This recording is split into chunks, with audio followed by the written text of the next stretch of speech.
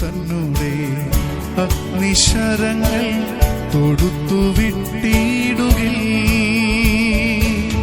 ശത്രു തന്നെ അഗ്നിശരങ്ങൾ തൊടുത്തു വിട്ടിടുകിൽ. നിന്നായുധങ്ങൾ കാത്തിടുമെന്നേ പൊന്നുനായകനേ, നിന്നായുധങ്ങൾ കാത്തിടുമെന്നേ പൊന്നുനായകനേ. രക്ഷ സത്യം നീതി ചാത്തിനി ശക്തനാക്കിടും സേനാനായക. രക്ഷ സത്യം നീതി ചാത്തിനി ശക്തനാക്കിടും സേനാനായക. വാഴ്ത്തിടുമേ വാഴ്ത്തിടുമേ ഇമ്മാനുവേലേ, എൻ ജീവകാലേ ഭിക്ഷോണിതലേ.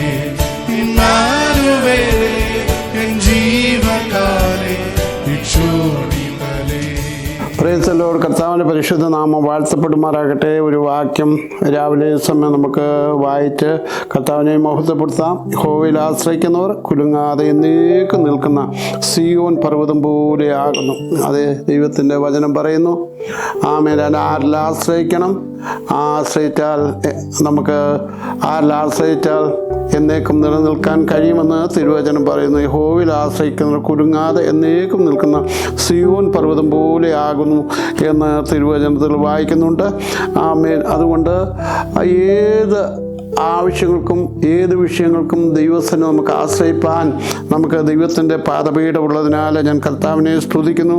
രണ്ട് രാജാക്കന്മാരുടെ പുസ്തകം 6-ാം അധ്യായം 15-16 വാക്യത്തിൽ വായിക്കുമ്പോൾ, ദൈവപുരുഷൻ്റെ ബാല്യക്കാരൻ രാവിലെ എഴുന്നേറ്റ് പുറത്തിറങ്ങിയപ്പോൾ ഒരു സൈന്യം കുതിരകളും രഥങ്ങളും പട്ടണത്തിൽ വളഞ്ഞിരിക്കുന്നത് കണ്ടു. ബാല്യക്കാരനോട്, അയ്യോ യജമാനെ, നാം എന്തു ചെയ്യുമെന്ന് പറഞ്ഞു. അതിനെ അവൻ, പേടിക്കേണ്ട, നമ്മോട് കൂടെയുള്ളവർ അവരോട് കൂടെയുള്ളവരെക്കാൾ അധികം എന്ന് പറഞ്ഞു. ദൈവത്തിന് സ്തോത്രം. ആമേൻ. ദൈവത്തിൽ ആശ്രയിക്കുന്ന ഭക്തന് ആമേൻ ഏത് പ്രശ്നങ്ങൾ വന്നാലും പിടിച്ചു നിൽപ്പാൻ ആമേൻ അവന് ധൈര്യത്തോടു കൂടെ കഴിയും. ദൈവത്തിൽ ആശ്രയിക്കാത്ത ഒരു മനുഷ്യൻ ശത്രുവിനെ സൈന്യത്തെ കണ്ട് പേടിക്കുമ്പോൾ പ്രാർത്ഥിക്കുന്ന ഭക്തൻ ആമേ പറയുകയാണ്, പേടിക്കണ്ട, നമ്മോട് കൂടെ ആ സൈന്യത്തെക്കാൾ ബലമുള്ള ശ്രേഷ്ഠമായ നമ്മെ സഹായിക്കുന്ന നമുക്ക് വേണ്ടി പ്രവർത്തിക്കുന്ന ഒരു കൂട്ടം സൈന്യമുണ്ട് എന്ന് പറഞ്ഞ് ആ ബാല്യക്കാരനെ ധൈര്യപ്പെടുത്തുവാൻ ഇടയായി തീർന്നു എന്ന് നമുക്ക് വായിപ്പാൻ കഴിയുന്നുണ്ട്. ദൈവമക്കളെ, നാം ദൈവത്തിൽ മാത്രം ആശ്രയിച്ചാൽ, ദൈവത്തിന് നമ്മുടെ വിഷയങ്ങളെ വെച്ചാൽ, ദൈവം തക്ക സമയത്ത് നമുക്ക് വേണ്ടി അറിയാത്ത വഴികളെ തുറന്നു നിന്ന് സഹായിക്കും. നമ്മുടെ പിതാക്കന്മാരൊക്കെയും അവിടെ ഏത് ആവശ്യങ്ങൾക്കും ദൈവസന്നിധിയിലാണ് അവർ ആശ്രയിച്ചത്. അവർ മനുഷ്യരിൽ ആശ്രയിച്ചില്ല. അതുകൊണ്ട് അവരുടെ ജീവിതം അനുഗ്രഹമാക്കി നന്മയാക്കി.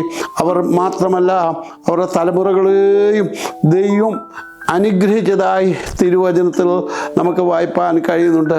അതുകൊണ്ട് എന്നെ കേൾക്കുന്ന ദൈവമക്കളോട് എനിക്ക് രാവിലെ പറയുവാനുള്ളത്, നമുക്ക് ദൈവത്തിൽ ആശ്രയിക്കാം. ആമേൻ. ദൈവത്തിൽ ആശ്രയിക്കുന്നവർ കുലുങ്ങിപ്പോകുവാൻ ദൈവം സമ്മതിക്കുന്ന ദൈവമല്ല. അവൻ നമുക്ക് വേണ്ടി ആമേൻ നമ്മുടെ കഷ്ടതയിൽ നമ്മെ സഹായിപ്പാൻ അടുത്തു വരുന്ന ദൈവമാണ്. ദൈവത്തിൽ ആശ്രയിച്ചില്ലെങ്കിൽ നമുക്ക് ഒന്നും പ്രാപിപ്പാൻ പറ്റുകയില്ല എന്ന് തിരുവചനം പറയുന്നു. അതുകൊണ്ട് ദൈവമക്കളെ, ഇന്ന് പൽക്കാലം നമുക്ക് ദൈവത്തിൽ തന്നെ ആശ്രയിക്കാം. അവൻ നമ്മുടെ ആശ്രയമായിരിക്കട്ടെ. നമുക്ക് ദൈവത്തോട് പ്രാർത്ഥിക്കാം. അൻപുള്ള കർത്താവേ, നല്ല ദൈവമേ, രാവിലെ സമയം അങ്ങിൽ ആശ്രയിപ്പാൻ ഈ വർഷക്കാലം മുഴുവനും ഓരോ ദിവസവും അങ്ങൾ തന്നെ ആശ്രയിപ്പാൻ നിങ്ങളെ സഹായിക്കണമേ. നിങ്ങളെ ഒരുമിച്ച് അനുഗ്രഹിക്കും. മഹത്വം തിരുമേനിക്ക് അർപ്പിക്കുന്നു. രക്ഷകൻ്റെ അൻപുള്ള നാമത്തെ അപേക്ഷിക്കുന്നു. ദയതോന്നി കേൾക്കണം നല്ല പിതാവേ. ആമേൻ.